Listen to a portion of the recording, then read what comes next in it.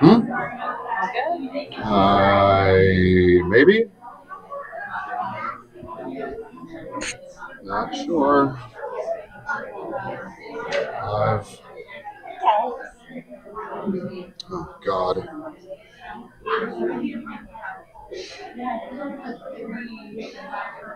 Okay, we are live. Here's your chat. And I believe we can also.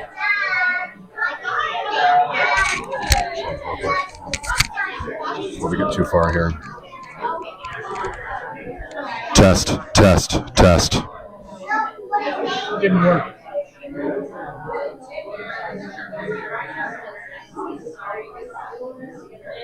Yeah, I can hear myself saying the instructions to you.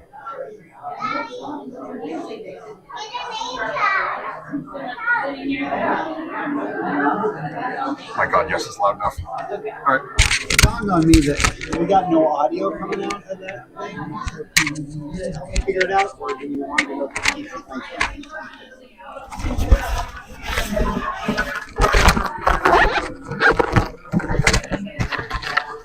I might have it turned down, Kevin.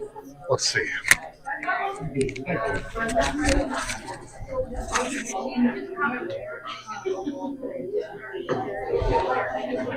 I should grab some. Yeah, it's not getting sound from your computer. By the way, grab the speaker. There you go. Yeah, that'll work. Yeah, okay. I have never used. Oh, they work so great. I used Just some clip similar it. ones. Clip it pretty low down here. Nope. There we go. Okay, thank you. Video and it helped convince me because I was really afraid. Like at the last minute, I ordered them on Amazon. I'm like, I wonder if I'm going to be able to actually capture. Is this where this should You be? can put it right up there. Put it on your little, on this part right there.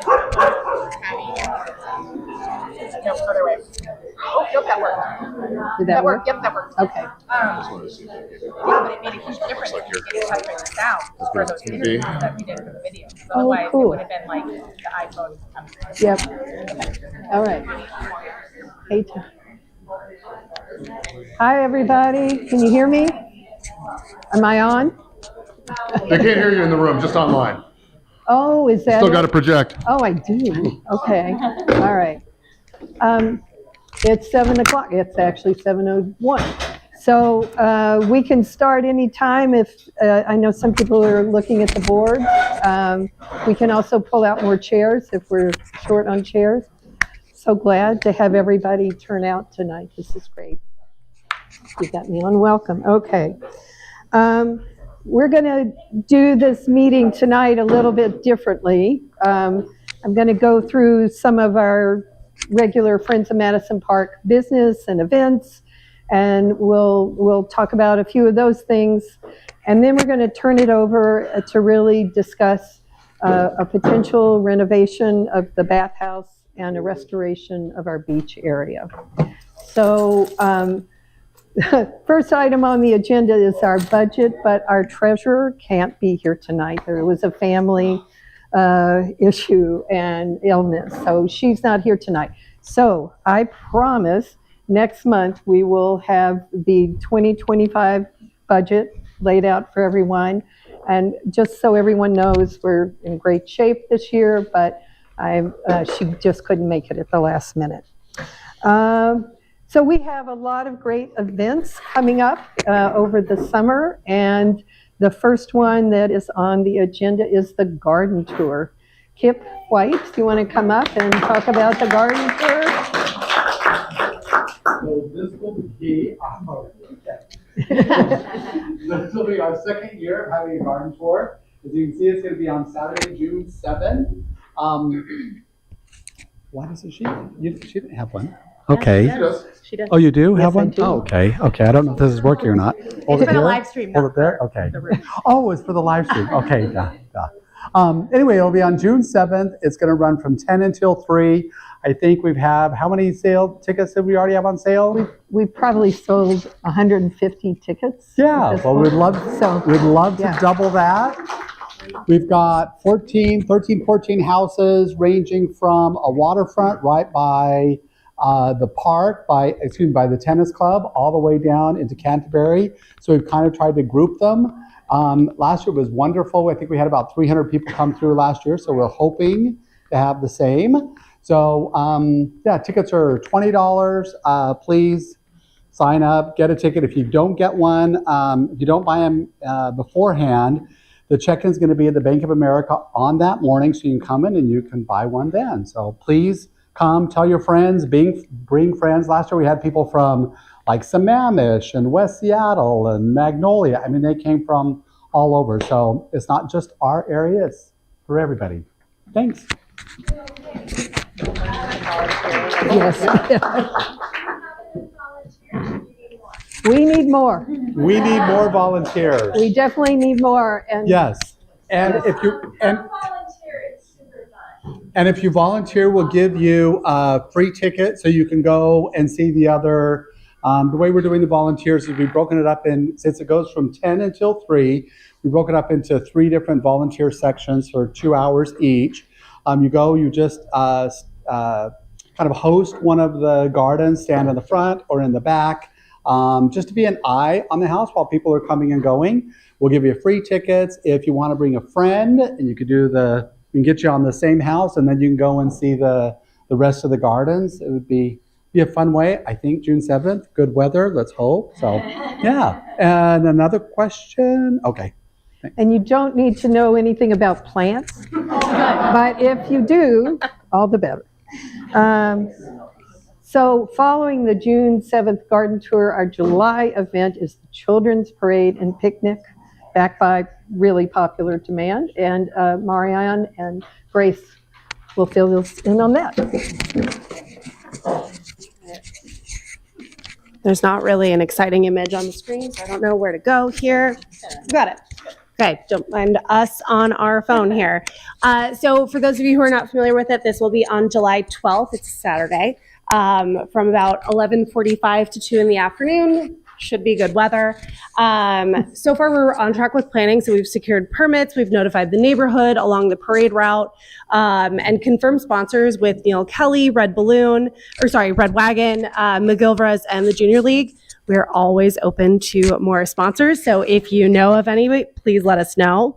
We also always need more volunteers. So anybody who wants to get involved and help out, we have tons of day of stuff that can be helped with. We can also help hook you up if there's a specific interest that you have with something in advance. We are also, kind of tack on, in need of some additional tables, pop-up tents. So if you're willing to let us borrow supplies, or you know somebody who may have access to those, we would also appreciate any tips that you can give us. We have a lot of really fun stuff planned this year. Anybody who's been in the past knows that the sack race is always a hoot. The watermeloning contest is super fun. We're going to have the parachute there again. The kids love that. I think some of the adults even got really into it last year.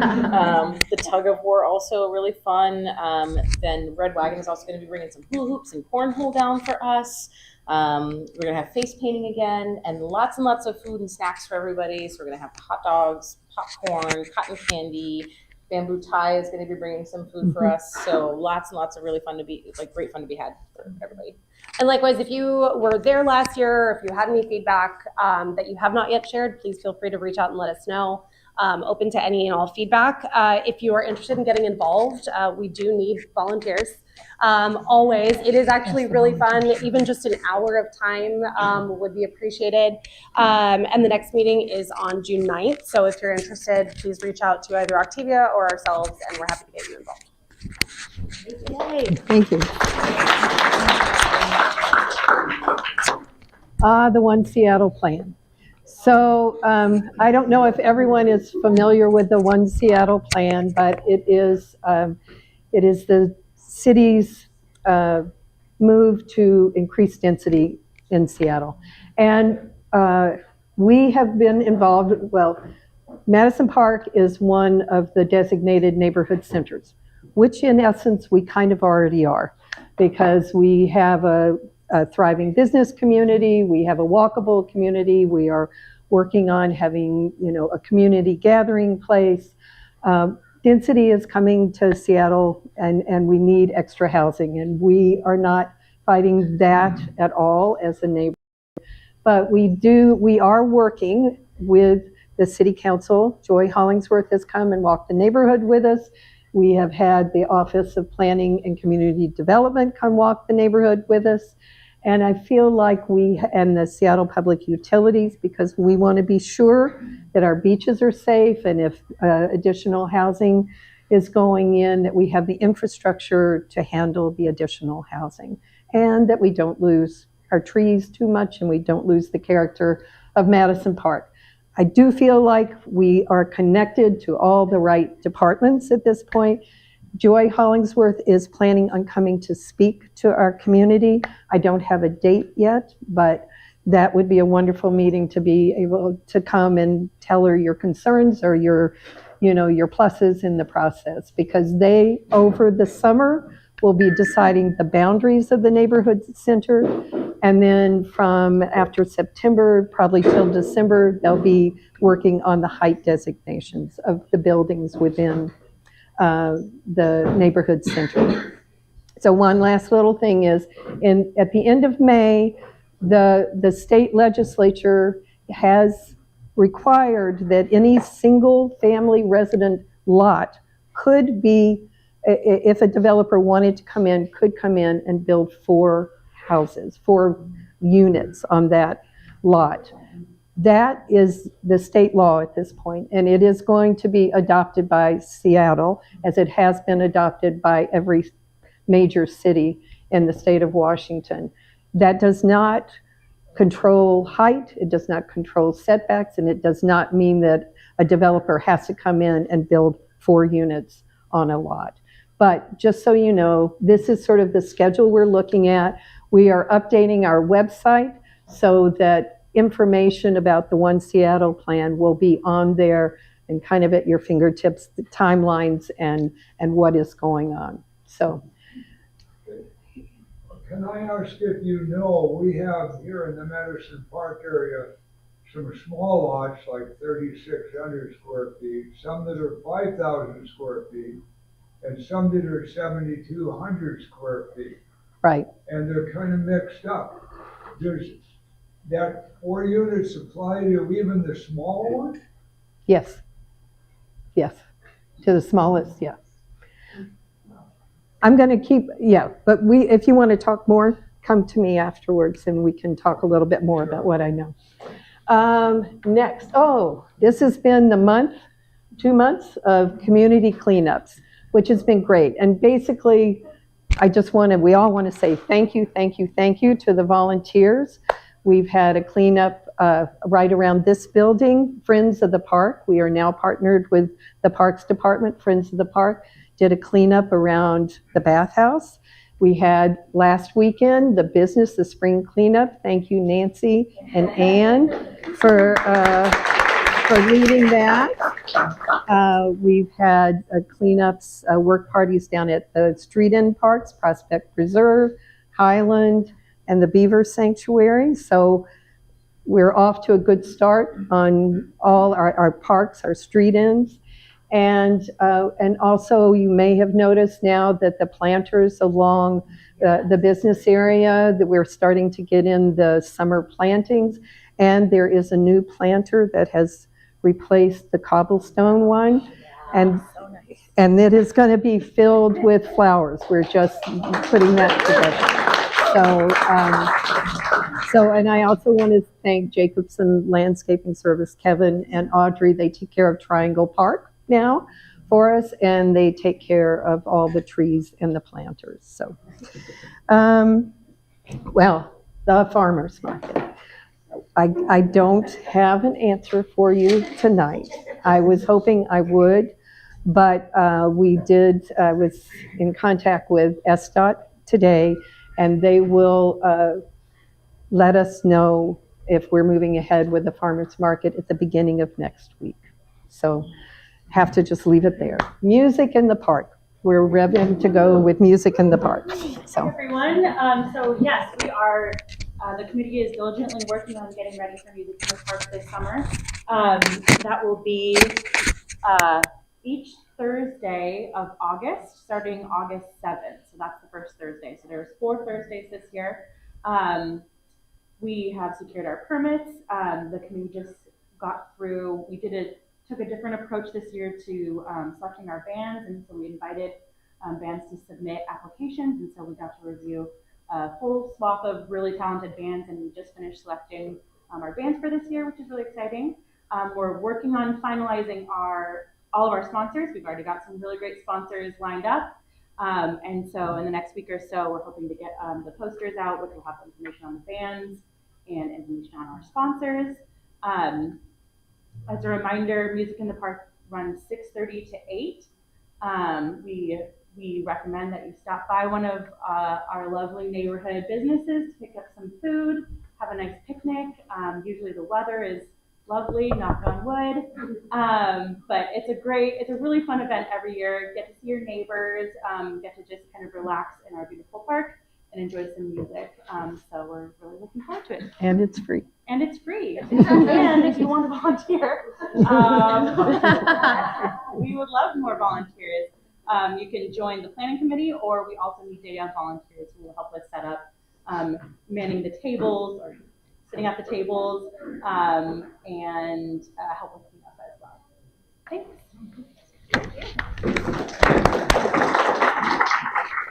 So, oh yes. No. Oh, okay. I was just going to introduce you. okay. Okay.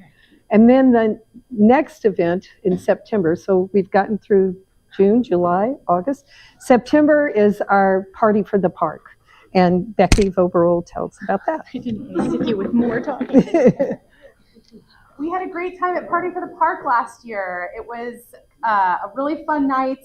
We raised some much needed funds for running all of these free events for Friends of Madison Park, like Music in the Park and the garden tour and the children's parade and the Easter egg hunt, which I don't know if anybody was there for the Easter egg hunt, but we had so many people. It was incredible. So, all of these cost money. We raised $115,000 last year, which was really helpful for our bank account. We also have some things we're going to be telling you about soon that have also used some of those funds. So we are going to do it again this year. We feel like the momentum is behind us, and September 13th is the date.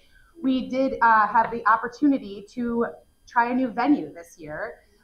We are going to be at Broadmoor Golf Club. They have been so gracious in planning with us and shutting down the restaurant for us that night, and it is going to be really, really fun. I don't know if everyone here has been there, but actually that was my first time going in, and I was so pleased with how lovely the space is, how wonderful the people are that work there, and we are really looking forward to planning this event. So if you would like to be involved in planning, we would love to have you. We will need night of volunteers. We have a committee that is planning the actual event, that is getting sponsors, that are procuring donation items for our silent auction and our live auction. And again, night of help. It's really fun. So please let me know if you have any questions. Email volunteer at friendsofmadisonpark.com to find out how to get involved, and we hope to see you there. Tickets will be on sale, I think, sometime in July. We're working on that now, and we're going to keep everything very organized this year. We were learning last year, and it's going to be even more organized this year. So yeah, we hope to see you there. Yes. How much will it be? How much will it be? Oh, I think we're going to stick with the same ticket price, which was $150 last year. So I think that will be our price this year, and it will be now. Yes, that's right, now. Yeah. Sorry, we just haven't put the website up yet, and all of a sudden I was like, wait, that's what we said, right? And are you going to be featured in our video this year? Of course. So yes, We'll we. share that. Okay, Yeah. all right. So yes, we will be focusing a little bit more on our bathhouse and beach restoration for raising our funds, and yeah, we need your help, and we hope to see you there. Okay. Yeah. So clearly the mantra is volunteer, volunteer, volunteer. So this is Cecilia, our volunteer coordinator. Hello, everybody. So yes, as Octavia and many others have said, we need volunteers. So I won't bore you by repeating what everybody else has already said, because they've made great pitches. What I will say is that we have recently redone our volunteer page, And so there's a lot more information about many of the different ways to volunteer with us. So I would say if you're interested in getting involved with us, that's a great place to check out everything we have going on. And that's where you can find our volunteer form. That sends an email just to me, and I can connect with you, get you involved in all these amazing activities.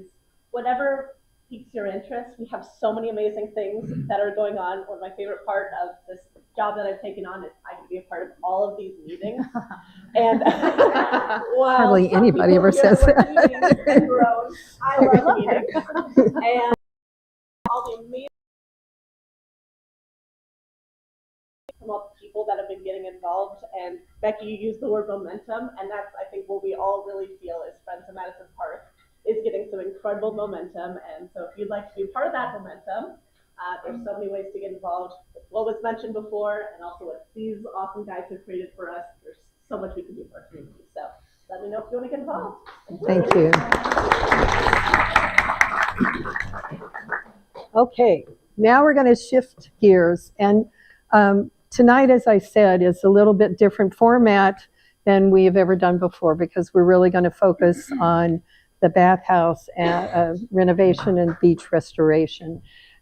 This is a night that's interactive.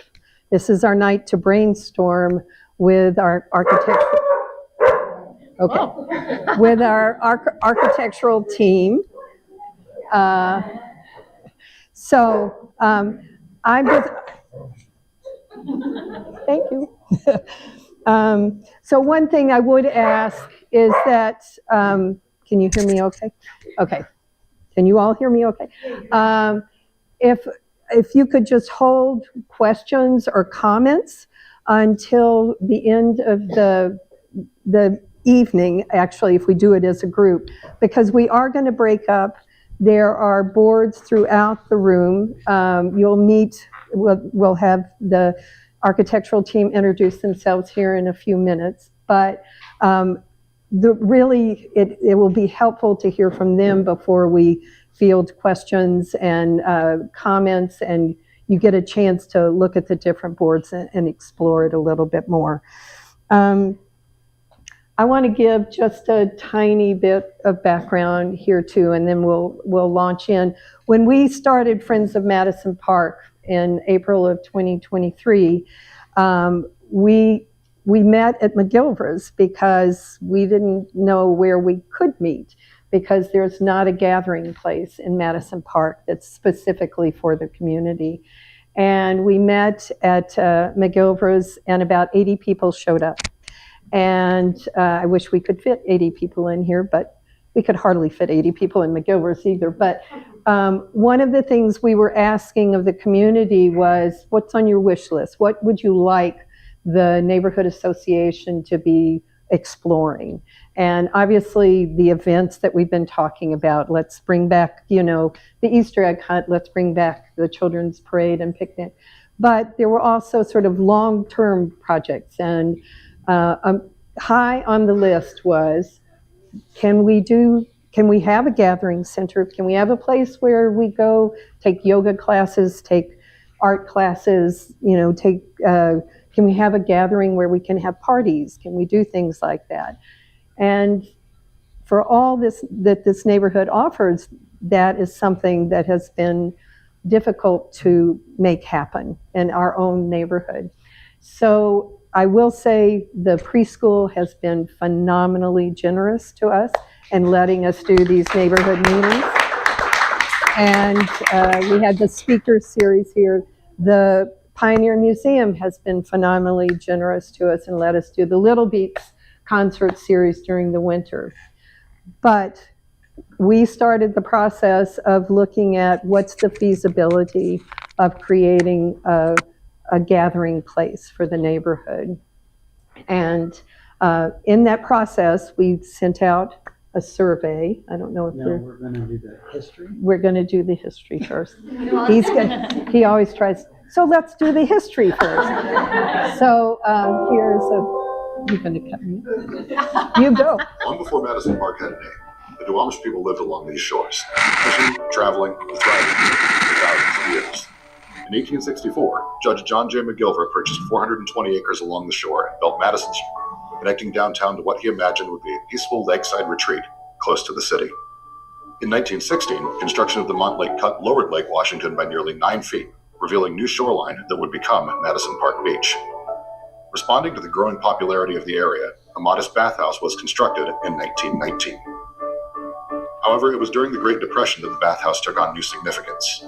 Between 1937 and 1938, the Works Progress Administration funded a substantial remodel, adding amenities to support the large crowds using the beach. Since the 1970s, it's also been home to a beloved co-op preschool, and for generations, a neighborhood touchstone. Madison Park Beach remains a cherished urban oasis, fulfilling McGilver's vision of the city escape and standing as a testament to the enduring value of public spaces. Yeah. Thank you, Pam, wherever you are. There you are. Thank you so much. That is wonderful. So, oh, I see where you put that. Okay. So one of the things we did is we started to explore, is it feasible to create a gathering place here in Madison Park? Can we partner with the preschool? Can we make the space that we're in tonight work in some fashion? So the first thing we did was we put out a survey on our website and on our newsletter to our community, and we got about 100 responses. Questions were simple. I think you can keep going. Yeah. Do you want to go all the way to the survey? Or I'm not sure. That's fine. Yes, that's cool. Sorry, we didn't necessarily sync this up totally. This is the bigger one. This is the 500 plus. Okay, so we initially did one for 100 people, but the basic question is, what is it you love about Madison Park? What is it you love about our beach? What do you like about the bathhouse? What would you like to see as improvements? Then we did we got over 500 responses on a survey that we did at the beach last summer. And because Brendan, who's not here tonight, was a huge part of that, and he doesn't get to talk about it. Well, we have another meeting in June as well. So anyway, we got responses, nothing, not that surprising. We would love to have a cleaner space. We would love to have the beach be grassy. We love this neighborhood in so many ways because it's welcoming, it's beautiful, it's scenic where we are. But it has been close to 100 years since there has been any significant upgrades to either the beach or to the bathhouse. So once we got that feedback from the beachgoers and from the community, we then reached out to the Seattle Parks Department and to see if they would work with us toward renovating the bathhouse, if they saw a benefit to that. And that has been a wonderful partnership already. They were very enthusiastic about us doing some upgrades here, and we are now partnered with the Seattle Parks Department. We are also now partnered with the Seattle Parks Foundation, and the Seattle Parks Foundation works with small neighborhood organizations to try and do improvements within the parks. They help with grant writing, they help with fundraising, and this is an ongoing partnership for us. The last partnership that now we have created is finding terrific teams to work with, architectural teams. We are now working with Signal Plus Research architecture team, and this is Nick Wanatabi, and I'm going to butcher everybody's names, I'm sure, and Joseph Sadowski. Did I say that well?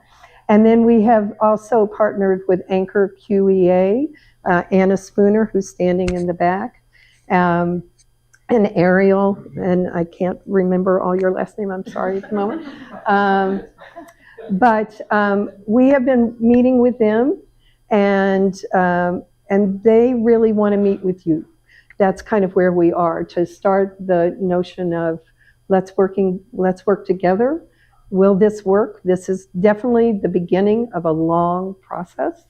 So at this point, I'm going to turn it over to them, and they'll tell you about their teams and what the evening will look like. Let me give that to... Seems easier.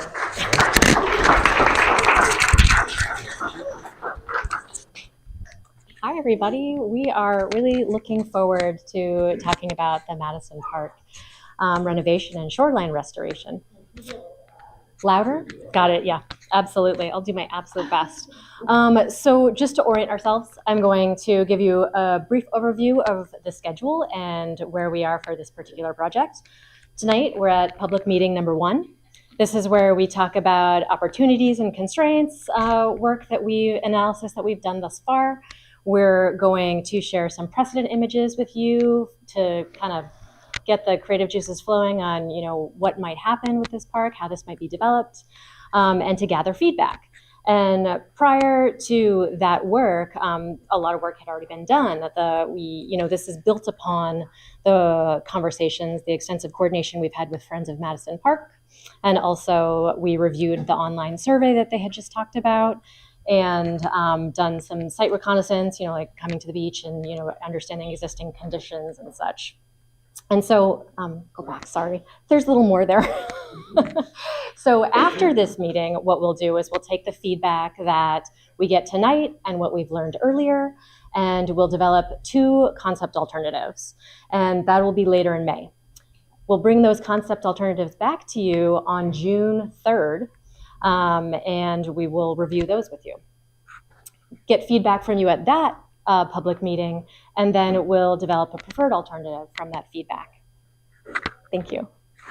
And so just to kind of give you a really quick overview of how we've laid out the room tonight, we wanted to have more kind of a gallery walk, have more intimate conversations, have something a little bit more dynamic. And so what we'll do is the site information, everything for, park and shoreline renovation will be back here. That's where Anna and I will be. And so you can come talk to us if you have any questions about that or want to discuss that. And then Signal will be over here talking about, the bathhouse. And so I'll give you a quick overview of our boards, and then we'll break into our groups and go to the boards and talk. And so one of the boards that we've brought is this existing conditions and context map.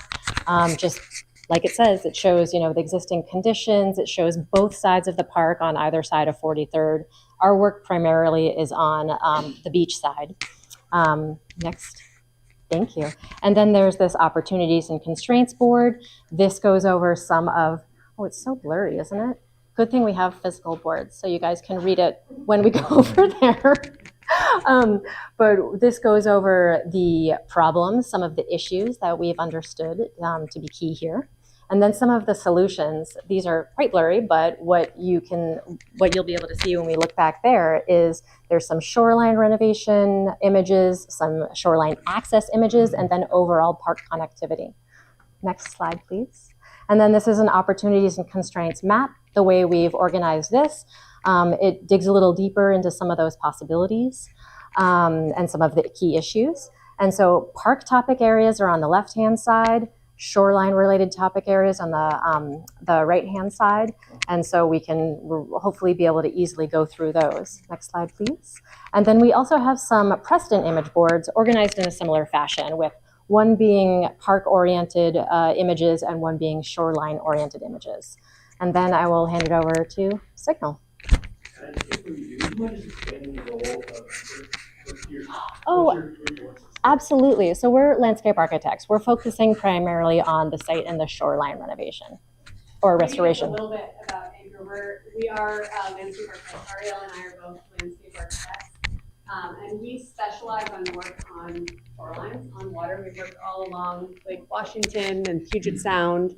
And so we have a really good understanding of what's possible on a shoreline. They're tricky spots, and they're also wonderfully beautiful and amazing. And so how do you balance park improvements, public access, while also restoring your shoreline, thinking about ecology, thinking about preserving trees, and really what it makes Madison Park special, and making sure that thread is carried through the design. Hi everyone, my name is Nikki and this is Joe. We're from Signal Architecture and Research, and we're the architects consulted to help support Anchor and Friends of Madison Park, and you guys take a look at the bathhouse and what we can do there. Sorry, I have a very quiet voice, but I'll do my best to project. You can go to the next slide. So I won't read these to you. These are results from the survey specifically focused around the bathhouse. So all of the great work that you guys already did, we kind of compiled them and looked at, you'll be able to read them on here, but it went anywhere from just the cleanliness of the bathhouse all the way to what you wanted it to do versus what it was missing. So we'll cover kind of similar to how Anchor did it, what we heard. And then if you go to the next slide, you'll see on our boards, we'll talk about what is the problem, and really it's a space thing, right? So like this place already hosts a certain amount of program and uses, and if we wanted to do more, we just have to talk about what that could look like. Next slide. So what seems possible, we've done a little bit of research prior to this to make sure that what we talk about today, when you come to us with questions or suggestions, we're able to answer you realistically with what's actually feasible. So, there are some site things, some push and pull things of like how we might engage with the landscape. And this diagram, which is over here, will kind of let you know what could potentially be possible if we were to introduce this program. Like, where would we put it in relationship to the actual bathhouse today? Next slide. So a couple things that seem possible. These are just some cute diagrams just to show you that we've looked at this yellow block, which is kind of the program that is in addition to what's already here. So that's things like watercraft storage or better bathrooms or like a community gathering room. So these kind of 5 diagrams, you'll be able to read this kind of in more detail here and ask us questions, but roughly we're thinking that the range of possibilities when you add program to a space like this is you could renovate this thing, you could add it as an addition, you could have a separate structure, and that means certain things. And I think this is also where we'd want to emphasize that we're not in design yet. This is just in the realm of possibilities. And so this push and pull between the existing park and the building and what we want to happen here, I think that'll be kind of the majority of the conversation today. Next. And that's kind of exactly what I said. So today, when you come talk to us today, we'll want to talk about the opportunities, the constraints, and the values, because it all means certain different things as we evolve the park together. So we at that point? Pretty much, yeah. I'll just add to that real quick. That, if you don't get a chance to talk to us directly, please take a look at the boards, or if you just have an idea and you want to put it down, grab a Post-it and just put it on this board or put it really anywhere in this general area. Or over there. You can grab one of our Post-its and put it on their board. But we just want to kind of get as much feedback as we can right now. I think that's the important thing. Are these documents going to be on the website or shared afterwards as well? We can do that. Yes, that does make a lot of sense. Yes, we'll make sure that happens. We are planning on adding a page to our Friends of Madison Park website that I'll be updating with this information afterwards. So maybe in the next week or 2, I would give some time to that. I think at this point, what we want, do I need 3 of them? No. Okay. Oh, I don't, I gave it away. Okay. What we're going to do now is probably pull up some of the chairs, not have all the chairs, so that gives us a little more room to move around. And I think once you see the boards, and that'll generate some questions or comments. So, and if you have questions of Friends of Madison Park, please feel free to come up and talk to us. We'll try and kind of keep out of your way. We will get these posted, and potentially we can get some copies of some of these things to have them available for everyone next time as well. But I would say stand up, start meeting the architects and the landscape architects, and take a look at the boards. Yeah, I'll do it. Do it. Hi, Janet. I know. I'm going to get him to turn on the light. think she's going to do it right now. Hey, there she is. We had Cherry Tuttle. Hi. We met at I remember you. Yes. one of the street ends. I think it was Prospect. on Oh, that's several right. occasions. Yes, yes. I was part of the original Madison Park group that The community council? community council. Okay. Yes. And it was totally non-functional. But it was my understanding.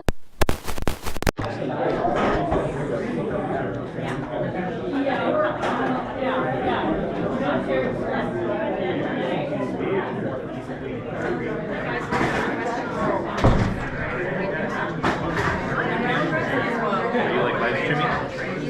Yeah, we were watching it.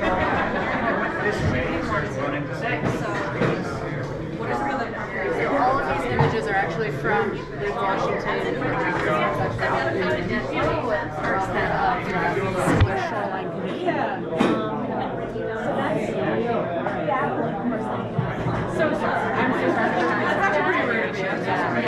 What's my name again? Yeah, where's your resume? Okay, so the other thing is I'm a Bay Bower Bay. Oh my gosh, congratulations. I've been here for about 6 months. So Maiden Bower Park is one of them. That's one of our. I've heard of that one. It's an amazing space. Yeah. I mean, it's really incredible, and I love that example specifically because it is quite applicable to this beach specifically. So Maiden Bower Park also has this very narrow.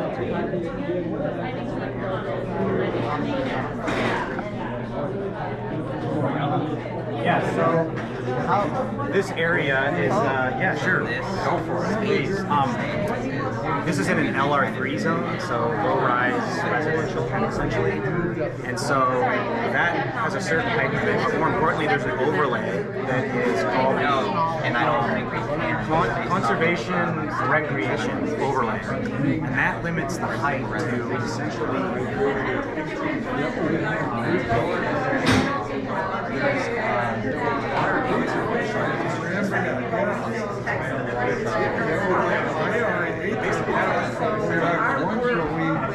Whatever we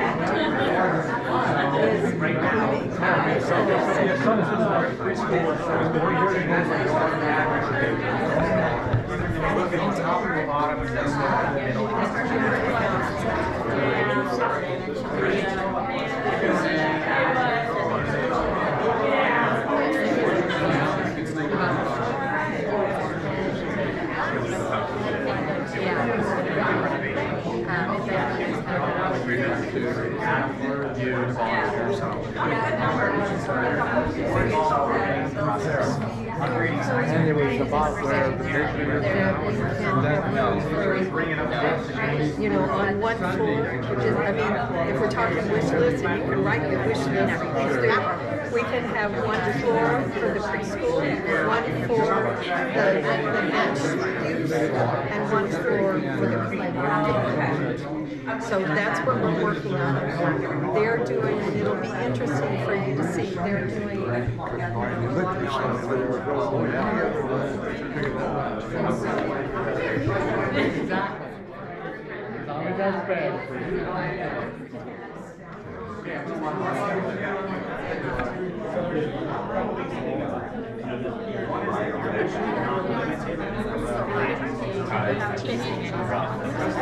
It's in really rough shape. They're to have, you know, more of this like uncertain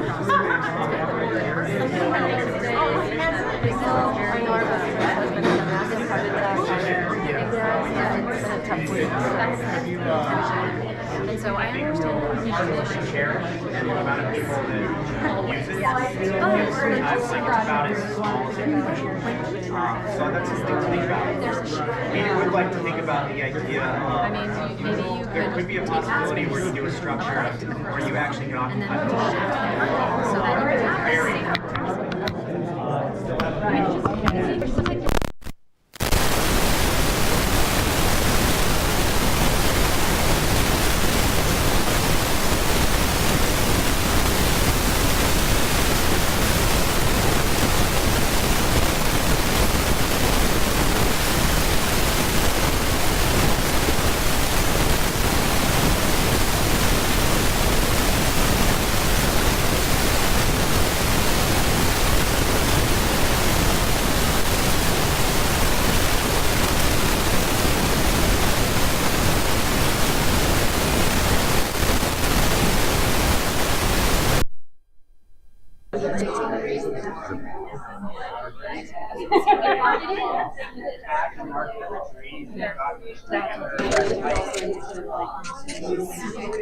Oh, thanks.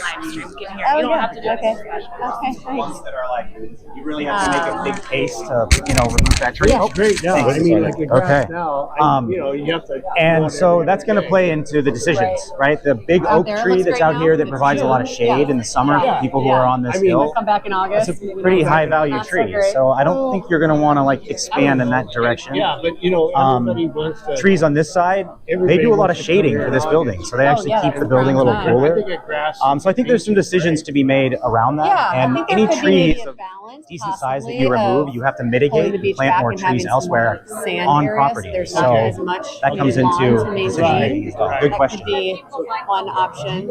I know the lawn. Yeah, but you don't have to have it. Maintenance costs, like how and where the funding will come, because if you expand the facility, the operation, how is that in your? Absolutely. You got to fund maintenance. Yeah, no, absolutely. And I think parks is a big part of that conversation, especially with the more public components of this. Ultimately, I think what would happen is it would be a partnership agreement between Friends of Madison Park and Parks about how it's maintained and what that division of responsibility is. But I think from a design perspective and materials, we would absolutely think about that. What's a way to bring this building up, whether it's renovated or substantially rebuilt and added onto, where it really does, like, we're thinking about that ongoing maintenance, and it's not a big problem for the Friends or for Parks. So Parks actually makes you go through a pretty rigorous permitting process where they really kind of ask you a lot of those questions because they're managing all these facilities that are the most heavily used. Now, permits in Seattle are easy. Yeah, exactly. Yeah, especially easy with Parks. Oh, yeah. So, was there any consideration for 42nd? 43rd right here, yeah. What about just getting rid of 43rd between, like, basically where between the park and the beach? It's a good question. Connect it. It's sort of like that 43rd right there is sort of like the divide up downtown, Totally. I think so. They're thinking about. Yeah. So. Well, this part of the group.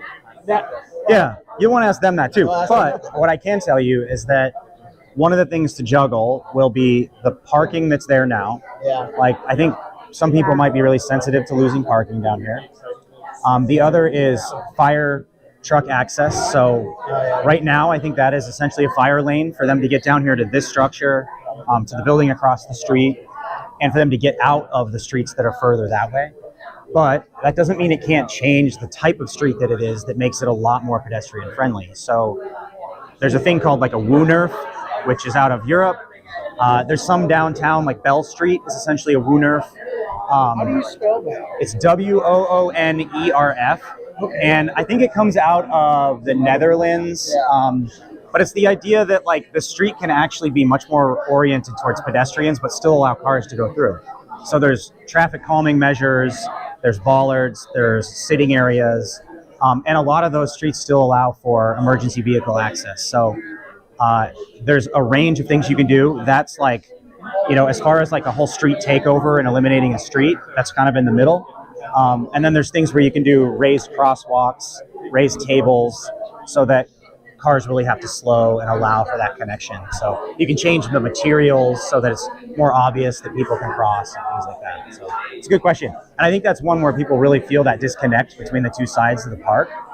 Not to mention like the access to this facility if it became a more robust community space. Because you talked about lot coverage basically and how the park is really one thing, right? Yeah. Well, you don't. Hard to perceive that. It doesn't feel that way. Yeah. I wonder if an elevated an overwalk.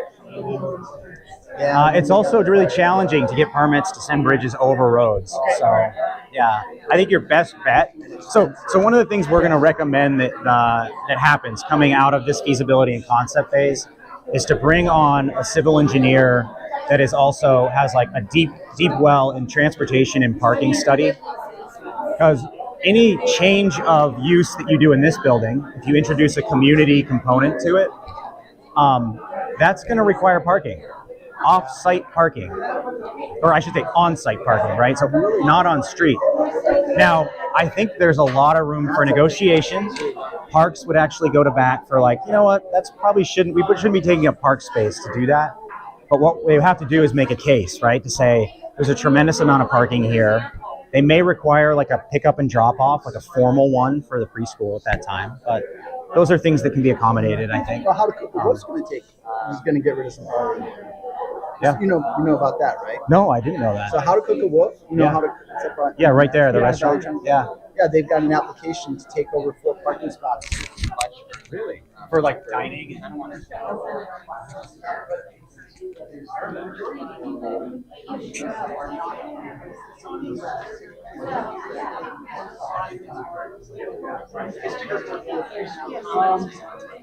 There's a.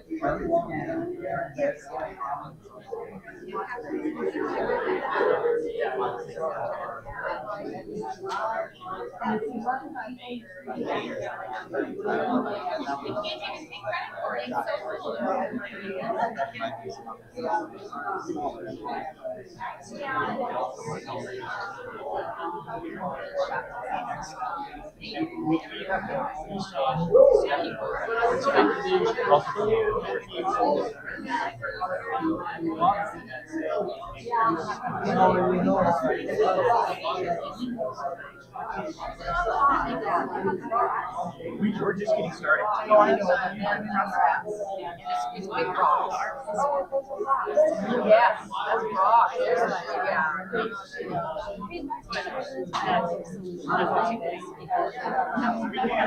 But if they're trying to, well, they're not coming up to that way over here. The kids are living in the sand, which is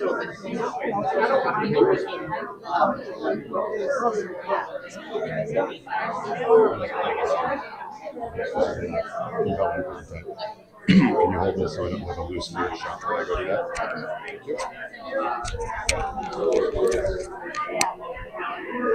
Killing it.